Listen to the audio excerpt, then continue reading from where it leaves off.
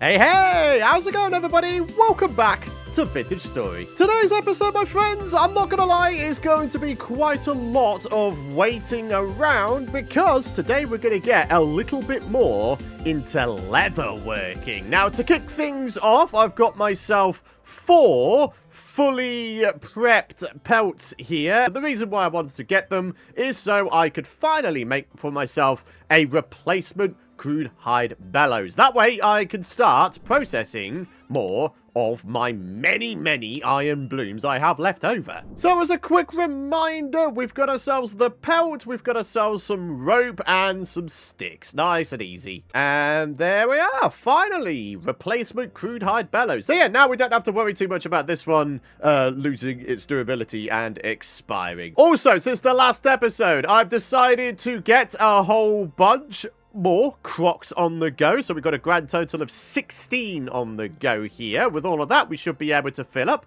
a good amount more shelves down here. We've got ourselves a good amount of food to work with at the end of the day. Crocs were the limited factor in terms of why I couldn't make more meals. Oh, look at this. Oh, these are just finished. Ah, bang on time.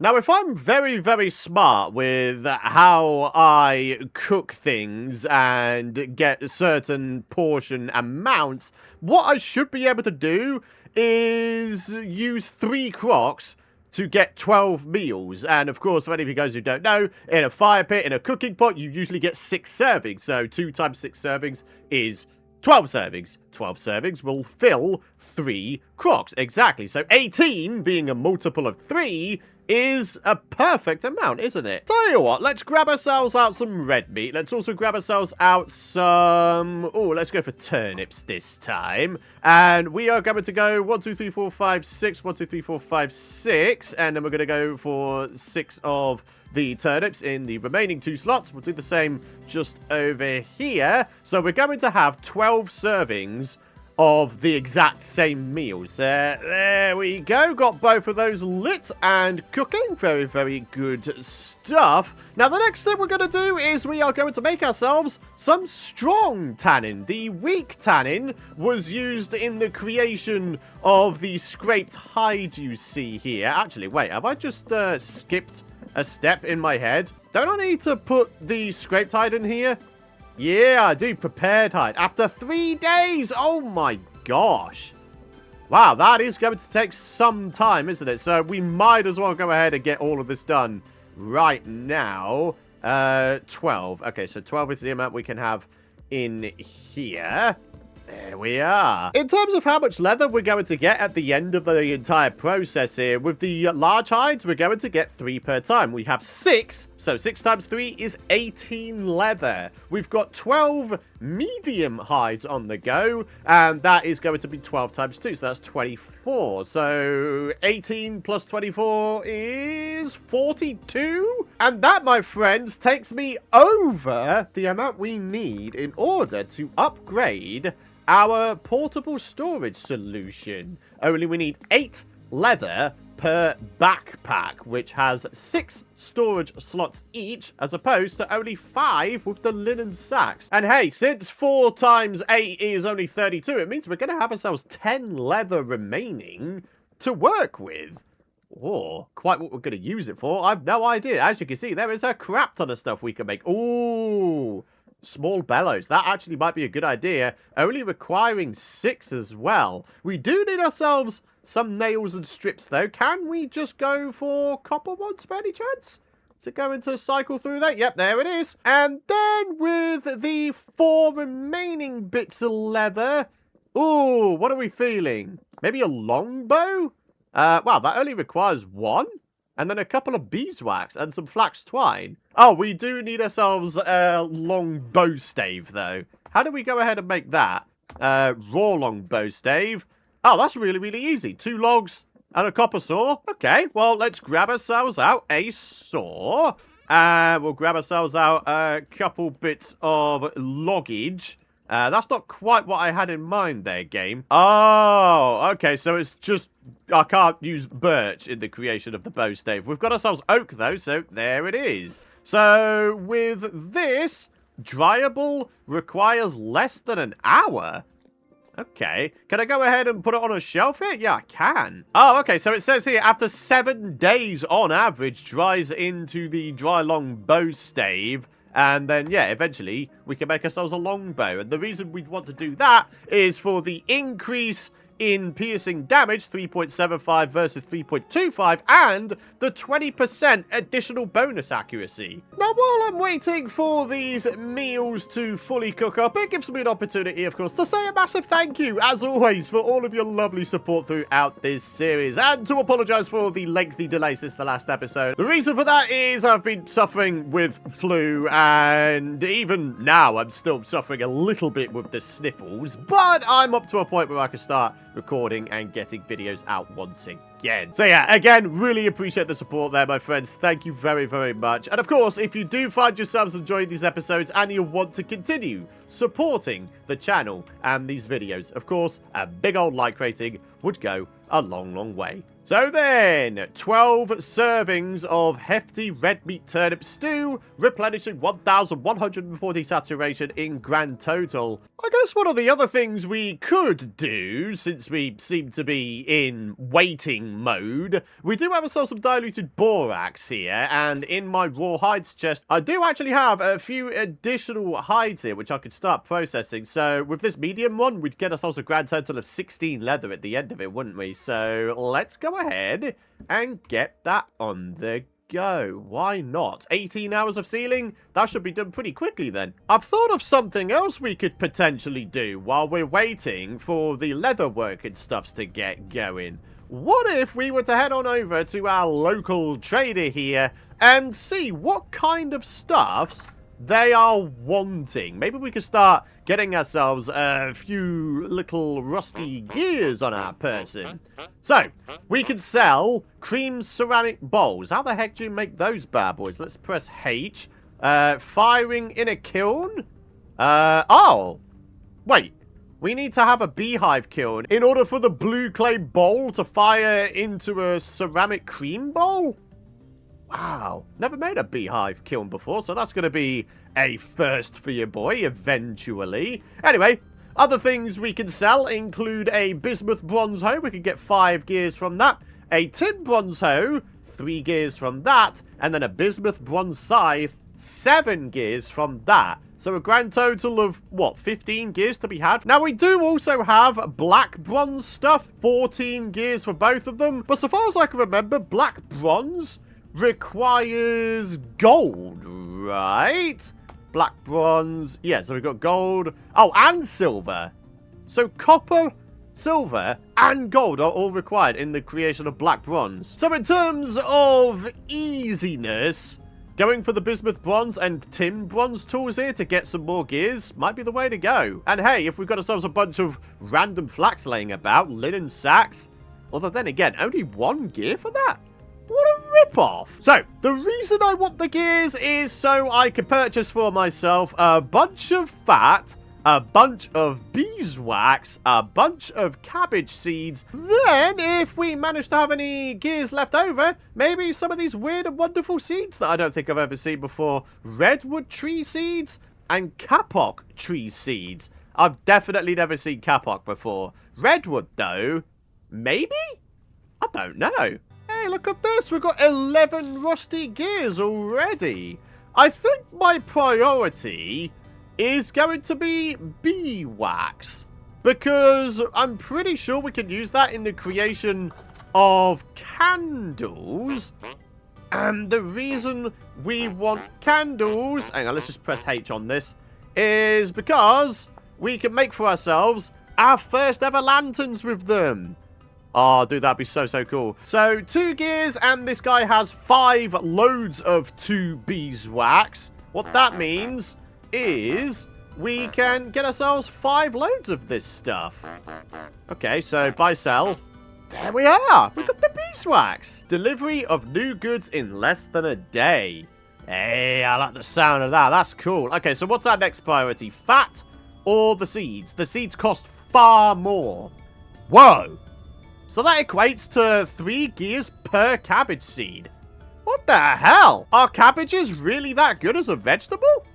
I can't remember. I don't know if I've ever tried to grow them before, if I'm honest. But then the fat can be used to seal a bunch of crocs. And they're far cheaper.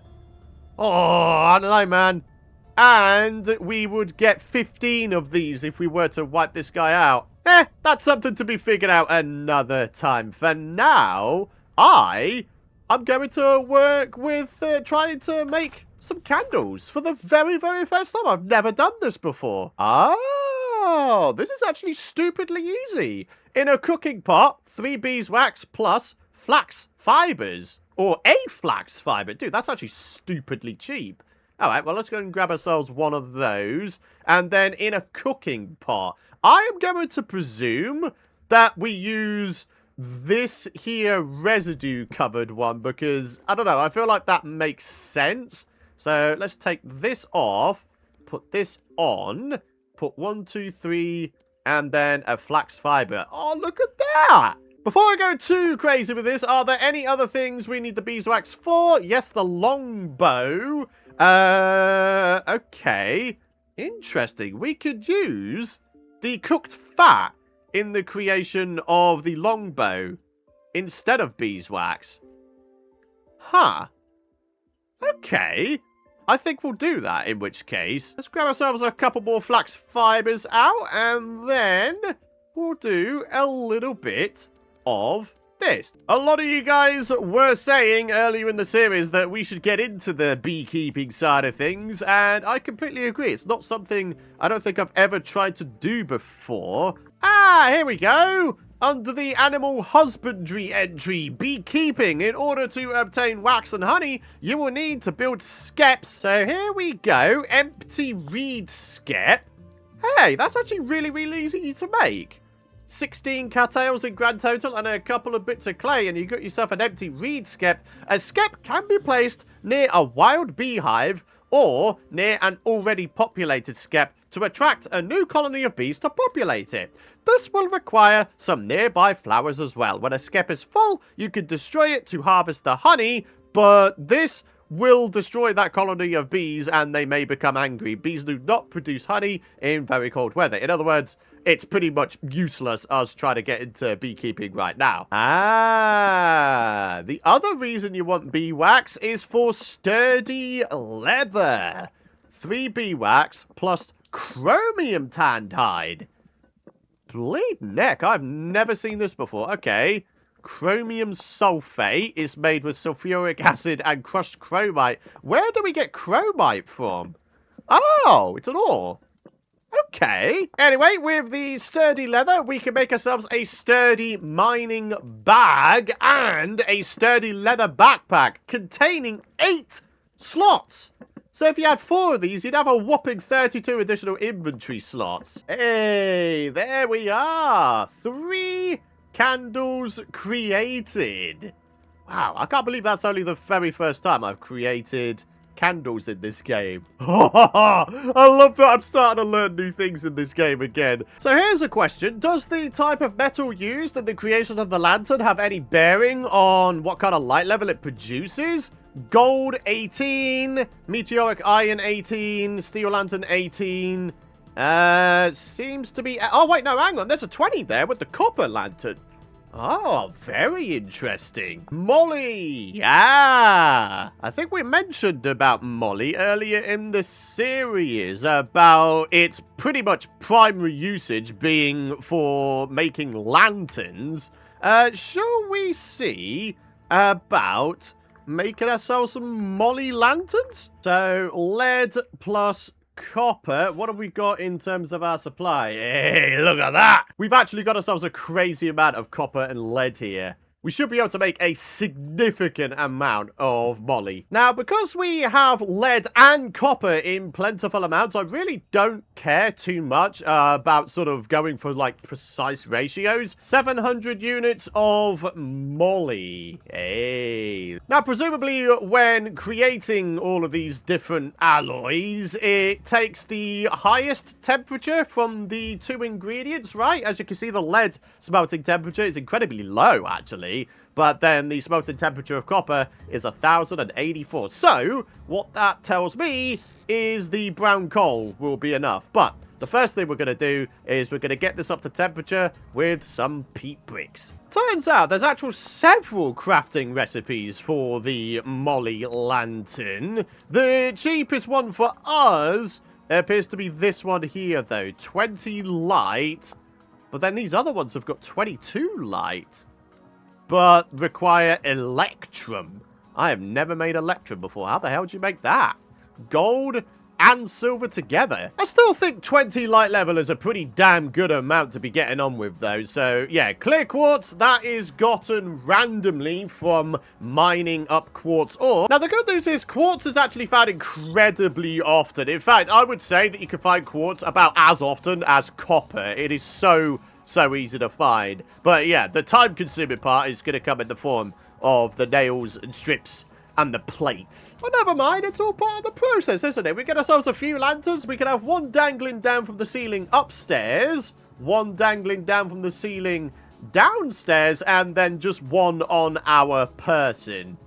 Yeah, seems like a good way to go, doesn't it? And there we are, up to temperature with the peat, and now we can go a little bit more above and beyond with the coal. Do you know what? I feel like I'm being a big old dummy. Why don't we just, like, double up on everything? 1,400 units. Only, yeah, you know, if we need a crazy quantity of nails and strips, then getting all of those units is definitely going to be, I would say, worth it. I guess what we can do, since that is going to take a fair amount of time, is we could probably get away with sleeping, and then when we wake up, the first stage of this barrel will be nearly done. Wow, minus 12 degrees Celsius. We're not even, like, officially in meteorological winter yet. We're still technically in autumn. Late autumn, granted, but still not technically winter. And yet, this looks like an absolute winter wonderland, doesn't it? Ah, I love it though. It looks so nice. We're gonna have to go out into the winter wonderland, you realize. We're gonna have to try and find ourselves some quartz, aren't we? Now, given just how often you find quartz, there's no way I don't have quartz marked down somewhere. Oh, here we go. Yeah, quartz alongside the coastline. Quick status check on the longbow stave. 10% dry. Okay. Drying rate in this container on my hand 1 times. But then I can't see what it is on here, for example. What if I was to put it, I don't know, in a chest?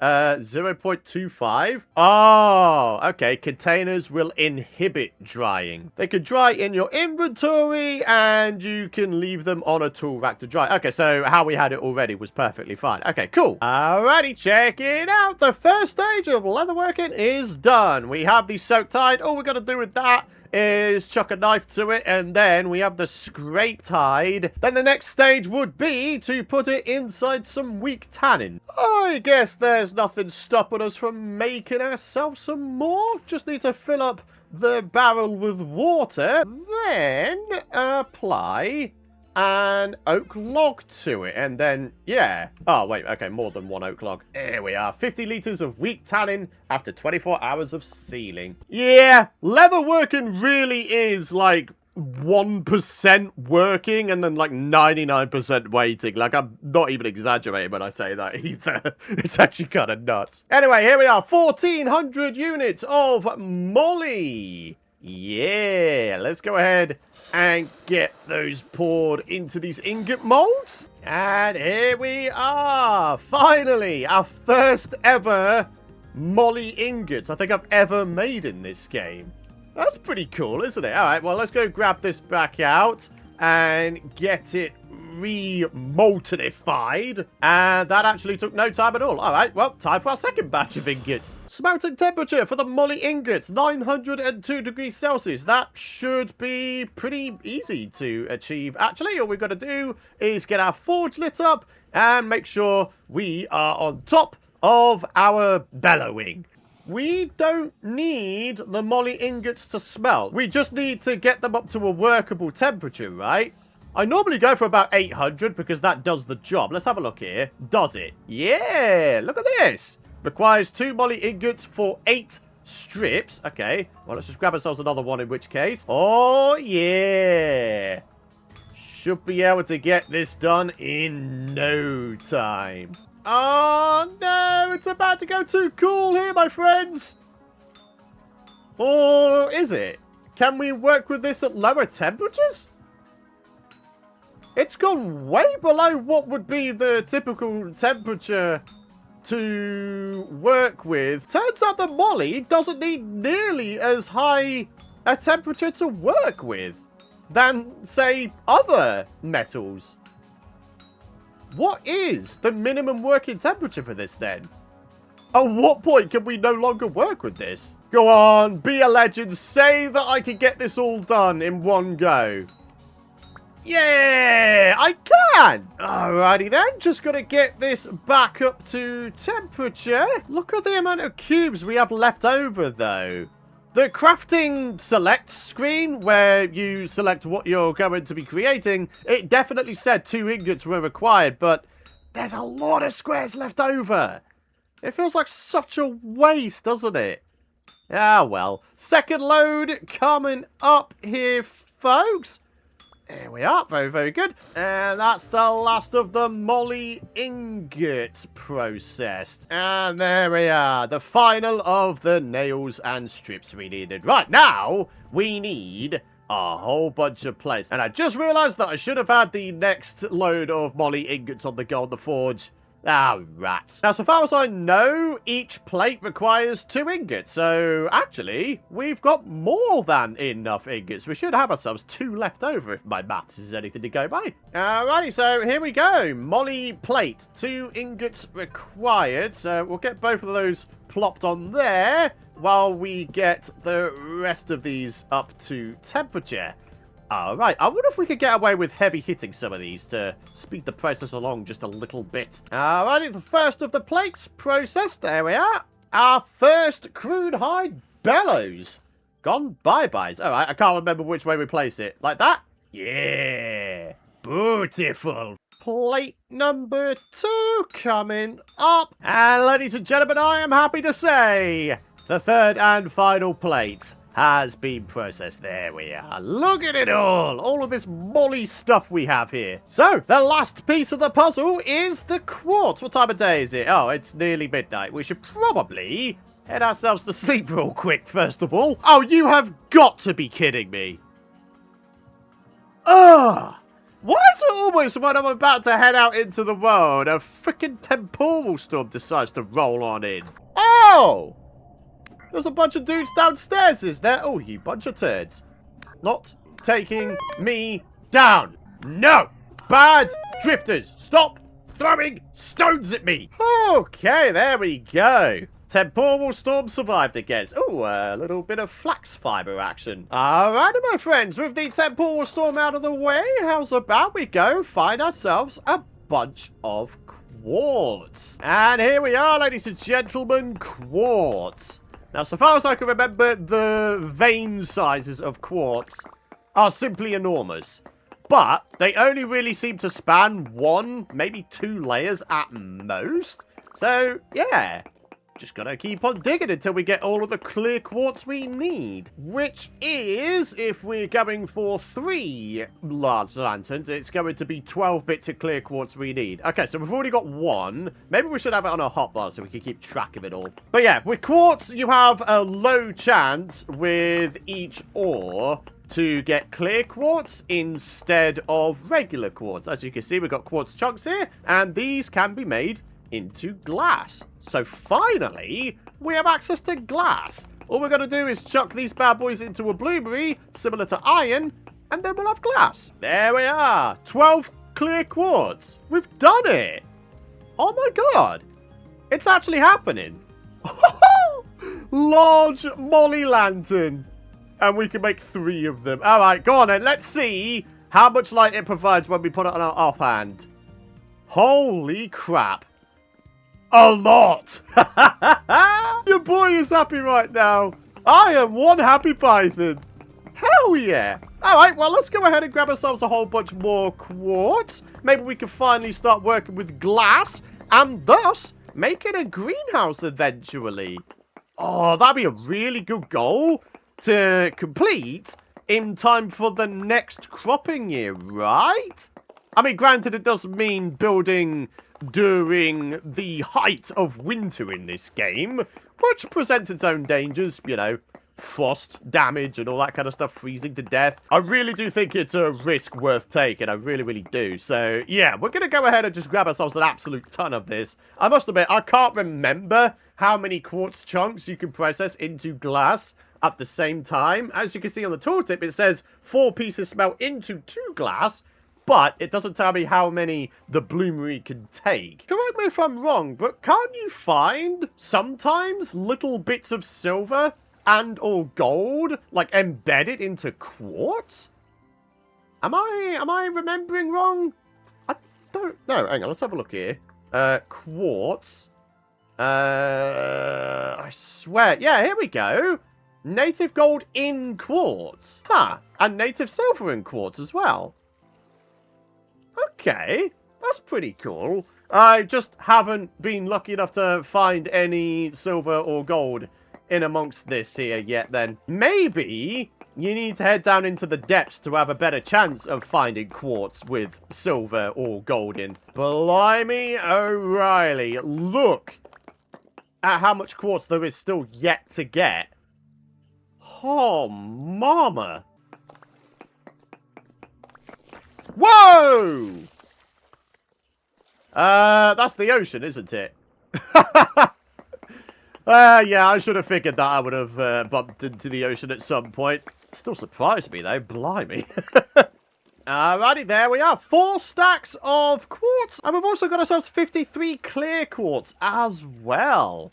Hey, that's a pretty good amount to start off with, isn't it? And look at it. We've still got a ton more still to get. Oh, dear. It's nighttime. And I didn't have the foresight to bring a bed with me. And here we are, my friends, back at base. Let's go to sleep, first of all. So then, the first thing to check is how many quartz chunks we can put into a bloomery. 24. Hey, check it out. The Molly Lantern is up. Very, very good. Right, let's go and put another one down in the cellar here. Just, I don't know, maybe in the center. We could probably get away with getting rid of the ceramic oil lamps now. If I was to now take away all of the oil lamps, look at it. There's still plenty of light just from this lantern alone. Okay, what if I was to put the lantern sort of more, I don't know, above this corner here? Would that still do the job? I think it does. You literally only need one, and you're good. That is how effective at lighting an area these lanterns are. It's absolutely bonkers. Alrighty, check it out. We now have ourselves some weak tannin on the go. Why don't we process a whole bunch more medium scraped hides? 12 is the amount we can go for. Right, so there we are. Nice. And we are not very far away from having ourselves the next process being started with the leatherworking, which I believe is converting weak tannin into strong tannin. And actually, that reminds me, I'm pretty sure we're going to need ourselves some more oak logs for that. So, we need to head back out into the world, huh? Turns out, you can crush quartz to become crushed quartz, and with that, you can make refractory bricks. Interesting. Aren't these required in the creation of, like, a coke oven or beehive kiln or whatever the heck?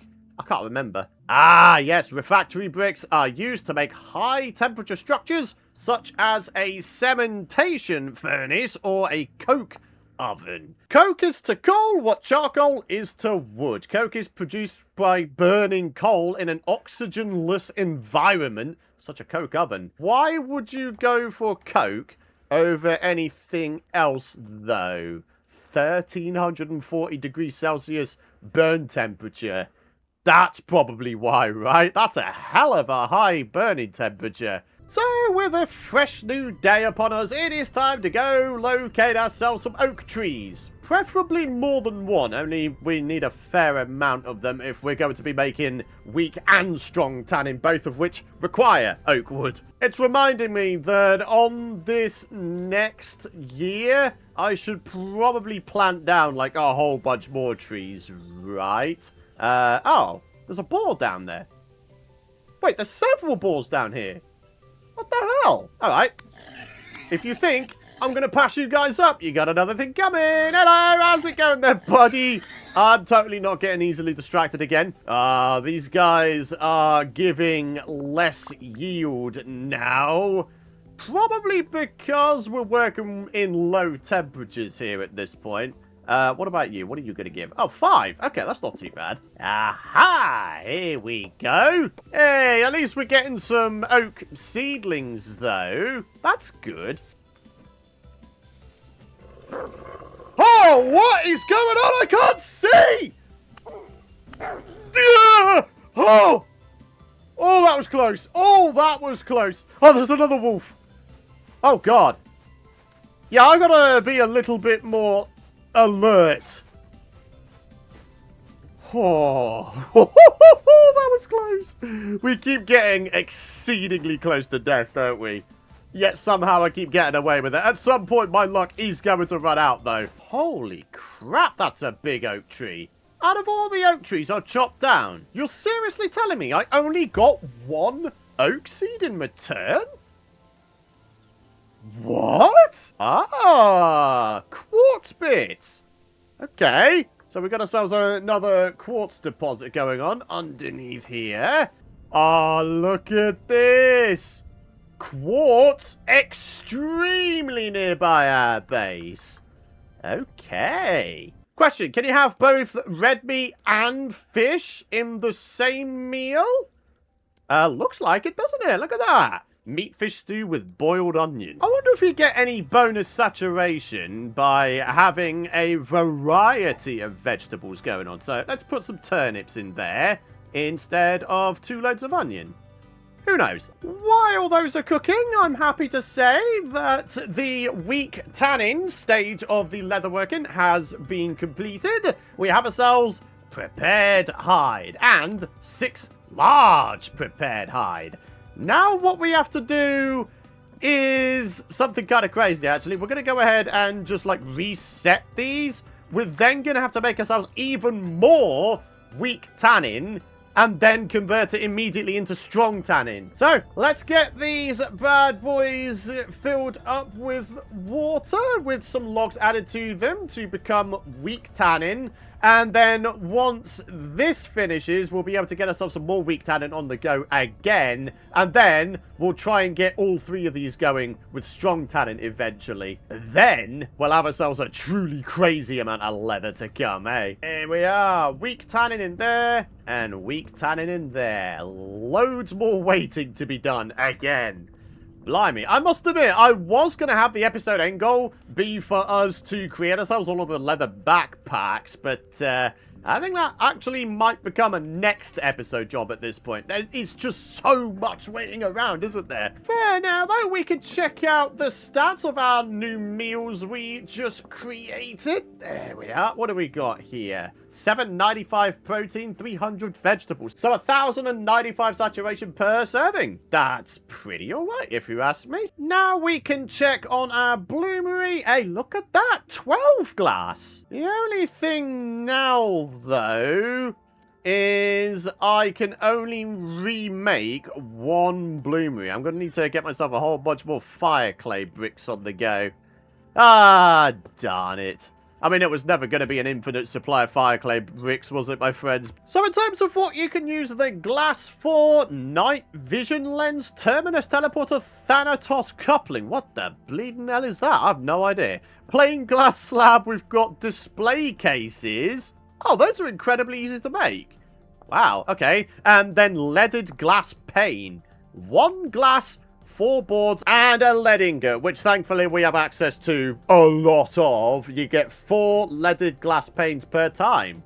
That's not bad going, actually. And then, of course, you could just use the glass blocks themselves in the creation of a greenhouse, which is what we're going to be prioritizing. So then, my friends, today we've made ourselves our very first lanterns. We've got ourselves our first glass of the series, and we've been doing a bunch of waiting around and leather working. I think what we're going to do is we're actually going to wrap up today's episode here, and then I'm going to do a bunch of waiting around and just sort of generic bits and bobs before the next episode. For example, another charcoal pit. I think that's going to be needed. You know, little odd jobs like that will really help to keep this series going so we don't keep getting stalled. Yeah, those are going to be the things I do before the next episode. For now, though, that is going to wrap it up for today. Thank you very much for watching. I really do hope you folks have enjoyed today's episode. Drop a like if you have. And of course, if you don't want to miss out on my future vintage story videos, make sure you subscribe to the channel with those bell notifications turned on. For now, though, any hints, tips, feedback, suggestions, they're always welcome in the comments area down below. But yeah, for now, have a great rest of your day, and I'll see you folks in the next one.